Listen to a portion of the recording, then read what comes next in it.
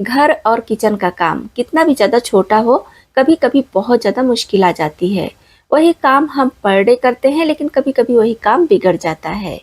तो एक बार फिर से कुछ यूजफुल टिप्स आपके साथ शेयर कर रही हूँ, जो आपके काम को आसान तो बनाएंगे ही साथ आपका समय और पैसे भी बचाएंगे। तो वीडियो देखने से पहले हमेशा की तरह कमेंट बॉक्स में लिखकर ज़रूर बताइएगा कि ये वीडियो आप किस शहर या फिर किस गांव से देख रहे हैं, जिसे मैं लिखकर आपको थैंक्स बोल सकूं। तो चलिए देख लेते हैं आज की सबसे पहली टिप। थोड़ा बहुत अगर प्याज कट करना है तब तो ज़्यादा दिक्कत नहीं होती है, लेकिन कभी कभी ज़्यादा मात्रा में प्याज कट करना होता है तो बहुत ज़्यादा दिक्कत होती है। आंखों में प्याज बहुत ज़्यादा लगता है, जिससे हम जितना प्याज नहीं कट करते हैं उससे ज़्यादा तो रोने लगते हैं। तो प्याज कट करने का बहुत ही आसान तरीका आपके साथ शेयर कर रही हूँ, जिससे आप कई कई किलो प्याज कट कर लेंगे, लेकिन ना तो आपके आंखों में प्याज लगेगा और ना ही आंसू निकलेगा। तो इसके लिए सबसे पहले आपको जितना भी प्याज कट करना है उसको रख दीजिए फ्रिज या फिर फ्रीजर में। फ्रीजर में रख रहे हैं तो 10 से 15 मिनट के लिए रखिए, और फ्रिज में रख रहे हैं तो आधे से 1 घंटे के लिए रख दीजिए, जिससे कि अच्छी तरह से ये ठंडा हो जाए। जब बढ़िया से ठंडा हो जाए तब आप इसको निकाल लीजिए, और जिस तरह से आप छिलते हैं छिलका छील लीजिए और बढ़िया से धुलकर अपने मनपसंद पीस में कट कर लीजिए। तो इस तरह से आप किसी भी तरह से प्याज कट कीजिए, प्याज ना तो आंखों में लगेगा और ना ही आंसू निकलेगा। दोस्तों बहुत ही बढ़िया टिप है, इससे आप कई कई किलो प्याज अकेले कट कर लेंगे, वो भी बिना किसी दिक्कत के।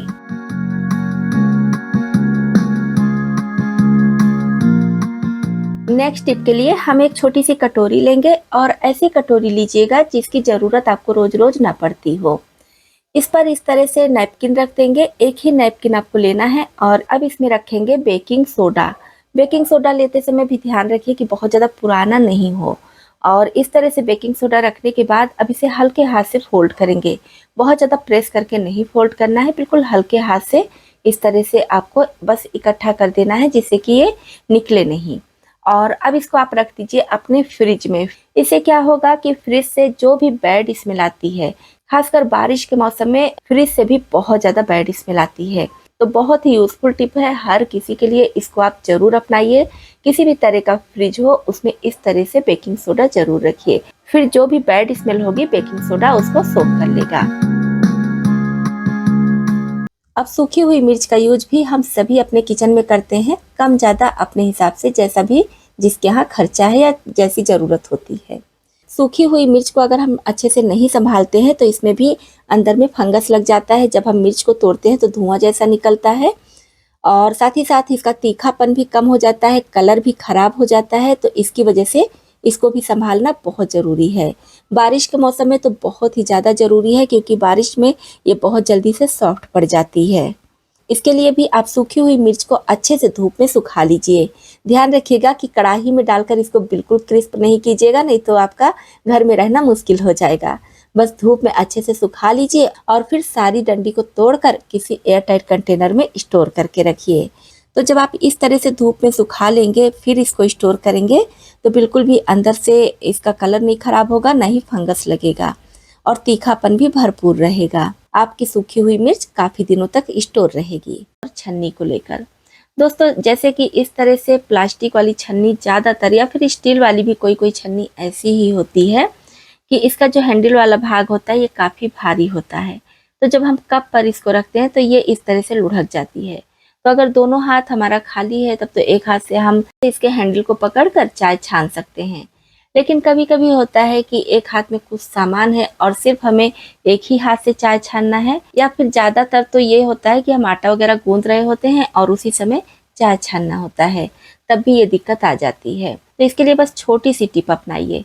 जिस तरह से मैं कप रखी हूँ इस तरह से कप रख लीजिए, और एक कप पर छन्नी वाला भाग और दूसरे कप पर हैंडल वाला भाग, इस तरह से आप रखेंगे तो हैंडल नीचे नहीं गिरेगी।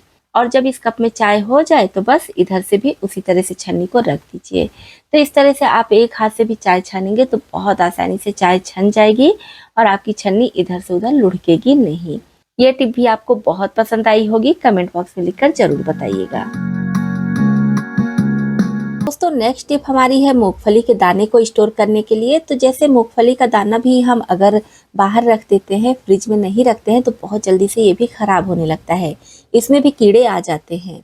बारिश के मौसम में तो ये समस्या और ज़्यादा हो जाती है। तो क्या कीजिए, मार्केट से जब भी आप मूंगफली के दाने लाइए तो कढ़ाई में डाल दीजिए और इसको 4 से 5 मिनट तक लो फ्लेम पर इस तरह से चलाते हुए भून लीजिए। बहुत ज़्यादा नहीं भूनिएगा, बस हल्का सा इसमें गर्मी आ जाए उतना ही आपको भूनना है। क्योंकि अगर बहुत ज़्यादा भून देंगे तो बहुत सारी ऐसी रेसिपीज़ होती हैं कि जिसमें हमें कच्ची मूंगफली की ज़रूरत होती है, तो वहाँ पर आप इसका यूज नहीं कर पाएंगे। तो इसे हल्का सा गर्म करना है और उसके बाद आप इसको निकाल लीजिए और छोड़ दीजिए पूरी तरह से ठंडा होने के लिए। आप अगर कढ़ाई में डालकर नहीं भूनना चाहते हैं तो फिर धूप में अच्छी तरह से सुखा लीजिए। वैसे बारिश के मौसम में धूप की दिक्कत होती है, तो इसलिए मैं कढ़ाई वाला ऑप्शन भी आपके साथ शेयर की हूँ। अब जब मूंगफली अच्छी तरह से ठंडी हो जाए तब इसमें थोड़ा सा देसी घी लगा दीजिए। बहुत ज़्यादा देसी घी नहीं लगाना है। आप देख पा रहे होंगे मैं किस तरह से ली हूँ। बस थोड़ा सा देसी घी इस तरह से डाल दीजिए और पूरी मूंगफली में अच्छे से मिला दीजिए।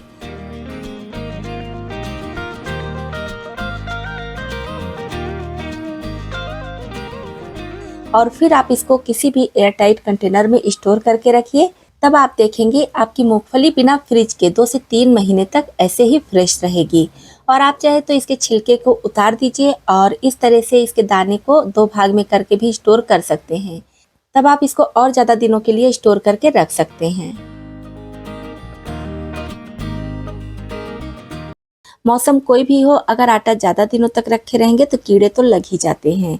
बारिश के मौसम में ये समस्या और ज़्यादा हो जाती है और जल्दी से कीड़े लग जाते हैं। तो उससे बचने के लिए क्या कीजिए, इसमें आप इस तरह से तेज पत्ता डाल दीजिए। तेज पत्ते की खुशबू काफ़ी तेज होती है, इससे आटे में कीड़े नहीं लगेंगे। लेकिन हाँ, फिर भी आपको ये ध्यान रखना है, जब भी आप आटा लीजिए तो कोशिश कीजिए कि एकदम फ्रेश आटा लीजिए। किसी भी तरह का आटा हो, चक्की का आटा लीजिए तो सामने पिसवा कर लीजिए, और अगर पैकेट वाला ले रहे हैं तो डेट ओट अच्छे से चेक करके लीजिएगा।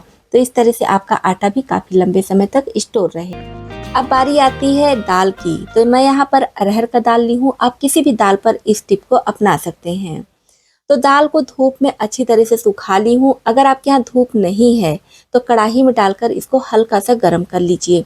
इससे दाल का स्वाद तो बढ़ेगा ही और दाल में कीड़े भी जल्दी नहीं लगेंगे। तो यहाँ पर मैं धूप में सुखाई हूँ, इसलिए गर्म नहीं की हूँ। अब थोड़ा सा सरसों का तेल लेंगे। सरसों के तेल के बजाय आप कोई भी कुकिंग ऑयल ले लीजिए और दाल पर इस तरह से इसको अच्छे से रब कर दीजिए। हर एक दाने में तेल अच्छे से लग जाए।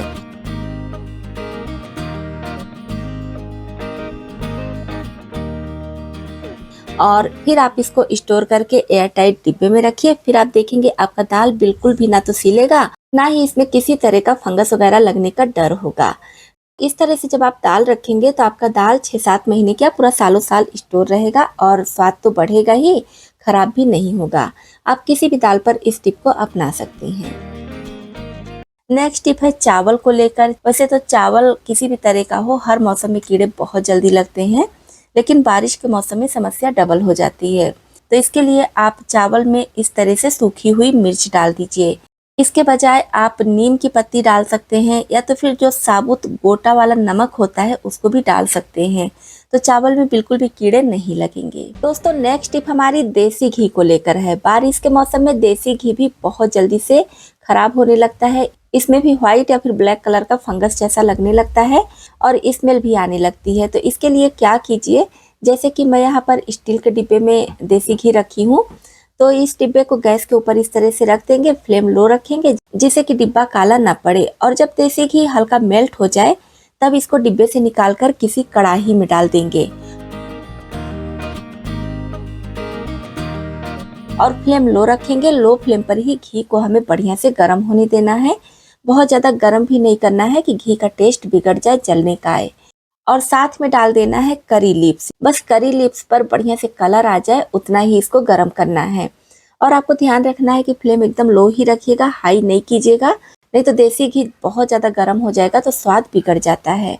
तो दोस्तों, करी लीव्स के बजाय आप चाहे तो यहाँ पर पान का पत्ता भी डाल सकते हैं। 1 या 2 पान का पत्ता ले लीजिए। अब पान का पत्ता हर जगह नहीं मिलता है, तो इसलिए आप करी लीव्स भी ले सकते हैं। करी लीव्स का यूज हर घर में होता है खाने को टेस्टी बनाने के लिए, तो आपको कहीं से लाने की ज़रूरत नहीं पड़ेगी। करी लीव्स डालने से भी घी का स्वाद बहुत बढ़िया आता है और ये जल्दी खराब भी नहीं होगा। तो यहाँ पर देखिए करी लीव्स का कलर हल्का चेंज हो चुका है, तो बस फ्लेम ऑफ कर देंगे और इसको छोड़ देंगे पूरी तरह से ठंडा होने के लिए। जब ये घी ठंडा हो जाएगा तो इसको छान कर करी लीव्स अलग कर लेंगे।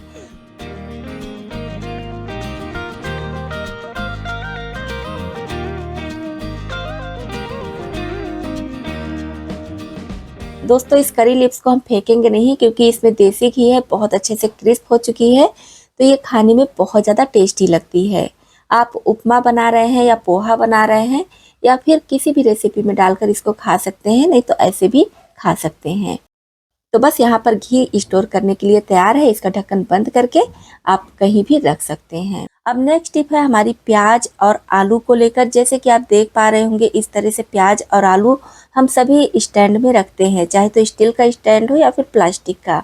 बारिश के मौसम में प्याज, आलू और लहसुन बहुत जल्दी से खराब हो जाता है, तो इसके लिए आप इस तरह से इकट्ठा करके प्याज ना रखिए। जैसे कि आप इस प्याज को देख पा रहे होंगे, स्टैंड में मैं रखती हूँ एक साथ। तो अब बारिश के पहले ही आपको इसे सही करना है। स्टैंड में अगर आप रख रहे हैं तो नीचे न्यूज़पेपर बिछा दीजिए, उसके बाद प्याज का बस एक लेयर लगाइए। नहीं तो इस तरह से कोई कार्डबोर्ड वाला डिब्बा हो तो इसको भी आप ले सकते हैं, इसमें और अच्छे से सेफ रहेगा। न्यूज़पेपर नीचे बिछाकर ऊपर से प्याज रख दीजिए, तो आपका प्याज काफ़ी लंबे समय तक रहेगा। और इसके ढक्कन को बंद नहीं कीजिएगा, इसी तरह से खुला रखिएगा। आप चाहे तो इसके साइड्स को कट करके भी हटा सकते हैं, क्योंकि मैं इस डिब्बे का यूज करती हूँ आम पकाने के लिए। तो अभी आम का सीजन है, इसलिए मैं इसको कट नहीं करूँगी। तो बस इस प्याज को रख के आपको टिप दिखा दे रही हूँ और फिर से इस डिब्बे में आम पकाऊंगी। तो इस तरह से आपके घर में भी कोई भी कार्डबोर्ड का डिब्बा है तो उसमें आप प्याज और आलू अलग अलग करके रख दीजिए। काफ़ी लंबे समय तक ये चलेंगे, बारिश के मौसम में हो या फिर कोई भी मौसम, ये जल्दी खराब। और इसी तरह से अचार हो गया, तो जितने भी आपके घर में अचार हो सबको धूप अच्छी तरह से दिखा दीजिए, क्योंकि जब बारिश शुरू हो जाती है, मानसून पूरी तरह से आ जाता है, तो धूप निकलना काफ़ी मुश्किल होता है और कहीं कहीं पर तो महीनों धूप नहीं निकलता है। तो मानसून आने के पहले ही आप अचार भी अच्छी तरह से धूप में दिखा दीजिए और फिर उसके बाद इसको टाइट बंद करके रखिए। तो आपका अचार भी मानसून के समय ख़राब नहीं होगा, उसके बाद भी आप काफ़ी लंबे समय तक यूज कर सकते हैं। दोस्तों नेक्स्ट टिप हमारी है पैकेट वाली चीज़ों के लिए। जैसे कि एक पैकेट निकाल कर हम यूज करते हैं और बहुत सारी ऐसी चीज़ें होती हैं जो हम कई कई पैकेट लेकर आते हैं। तो जो आप यूज करते हैं उसको तो आप अलग रखिए, कोई दिक्कत नहीं है, लेकिन जो आप रखने वाले हैं, स्टोर करने वाले हैं, तो उन सारे पैकेट को आप कोशिश कीजिए कि फ्रिज में रखिए या फिर फ्रीजर में रखिए। इससे आपकी ये चीज़ें खराब नहीं होंगी, जैसे कि मैदा, बेसन, सूजी या फिर किसी भी तरह के ड्राई फ्रूट्स। तो ये काफ़ी लंबे समय तक स्टोर रहेंगे और इसको संभालने के लिए आपको किसी भी तरह की अलग से प्रोसेस करने की ज़रूरत भी नहीं पड़ेगी। तो चलिए फटाफट नेक्स्ट टिप देख लेते हैं। तो इसके लिए किसी बर्तन में लेंगे थोड़ा सा पानी और डाल देंगे 4 से 5 लौंग। इसी के साथ में डाल देंगे 2 से 3 इंच दालचीनी का टुकड़ा और कुछ नींबू का छिलका। आप चाहे तो फ्रेश नींबू ले सकते हैं या फिर नींबू का छिलका भी ले सकते हैं। तो मैं कम पानी ली हूँ, इसकी वजह से सारी चीज़ों की मात्रा कम की हूँ, लेकिन आप ज़्यादा पानी ले रहे हैं तो उसी के हिसाब से मात्रा बढ़ा दीजिएगा। अब इसको हम गैस पर चढ़ा देंगे और इसे करीब 5 मिनट तक लो फ्लेम पर उबलने देंगे, जिससे कि सारी चीज़ों का फ्लेवर पानी में अच्छे से आ जाए। अब इसको छोड़ देंगे पूरी तरह से ठंडा होने के लिए। जब ये ठंडा हो जाए तो स्प्रे बॉटल में भर लेंगे। इसको हम स्प्रे करेंगे अपने रूम में और रूम के पर्दे पर। जो भी बारिश वाली या सीलन वाली बदबू होती है ना, वो बिल्कुल भी नहीं आएगी। इसको आप जहाँ भी स्प्रे करेंगे वो एरिया काफ़ी ज़्यादा खुशबूदार हो जाएगा। तो बारिश के लिए बहुत ही ज़्यादा यूजफुल टिप है, आप भी इसको ज़रूर अपना कर देखिए। यूज हम सभी बहुत सारी रेसिपीज में करते हैं, लेकिन क्या होता है कभी कभी केसर से बढ़िया कलर नहीं आता है और केसर ज़्यादा पुराना हो जाता है तो भी अच्छा कलर नहीं आता है। तो केसर का कलर बहुत बढ़िया आए और ये ज़्यादा दिनों तक स्टोर रहे, इसके लिए इसको हल्का सा गर्म करना है। लेकिन डायरेक्ट तवे पर या फिर किसी भी चीज़ पर रख के हम नहीं गर्म करेंगे, नहीं तो बहुत जल्दी से ये जल जाता है और इसका कलर भी ख़राब हो जाता है। तो इसके लिए आप गैस पर चढ़ा दीजिए तवा। जब तवा हल्का गर्म हो जाए तो फ्लेम ऑफ कर दीजिए और उसके बाद लीजिए नैपकिन। जितने भी केसर को गर्म करना है उतना इसमें डाल दीजिए और उसके बाद इसको इस तरह से फोल्ड कर लीजिए। नैपकिन को दोनों तरफ से इस तरह से उलटते पुलटते हुए बढ़िया से केसर को गर्म कर लीजिए। बहुत ज़्यादा गर्म नहीं करना है, नैपकिन हल्का गर्म हो बस उतना ही चाहिए। तो इस तरह से जब आप केसर का यूज़ किसी भी रेसिपी में करेंगे तो कलर बहुत बढ़िया आता है, खुशबू भी बढ़ जाती है और ये जल्दी खराब भी नहीं होगा।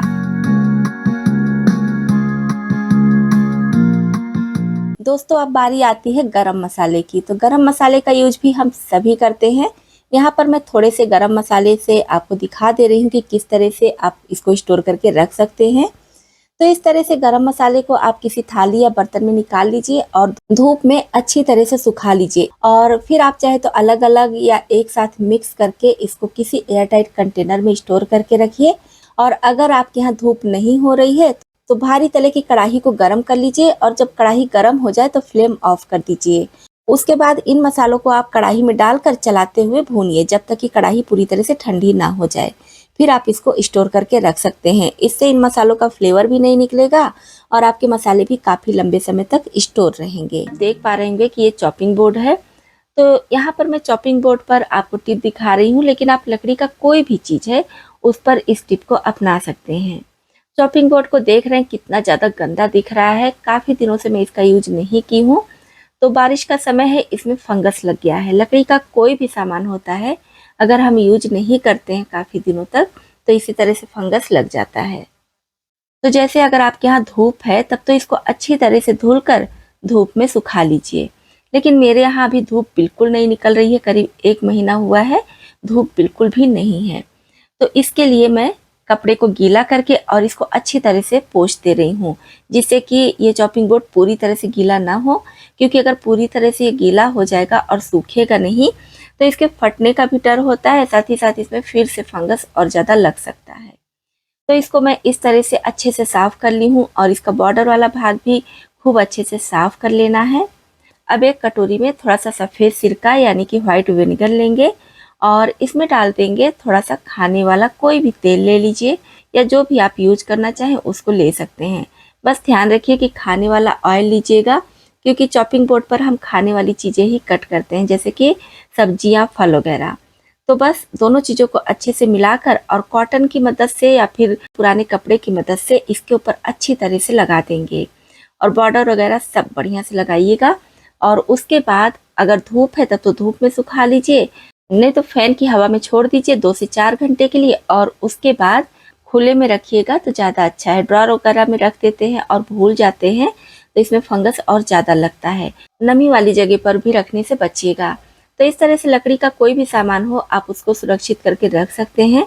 बारिश के मौसम में अगर फंगस लग चुका है तो बस इस तरह से उसको भी अच्छी तरह से साफ करके और फिर से आप इसका यूज कर सकते हैं। दोस्तों सूजी यानी कि रवा का यूज भी हम सभी अपने किचन में खूब करते हैं।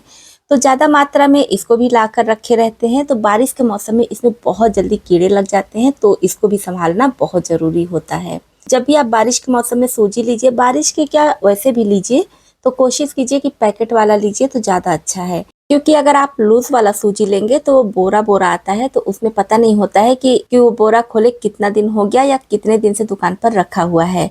तो आप पैकेट वाला लीजिएगा तो ज़्यादा अच्छा है, और लेने से पहले डेट ज़रूर चेक कर लीजिएगा। फिर इसको भी घर में लाकर स्टोर करने के लिए क्या कीजिए, आप चाहे तो इस तरह से किसी कंटेनर में रख दीजिए और फिर इस कंटेनर को आप फ्रिज में रखिए। कितने दिनों तक भी आप रख सकते हैं।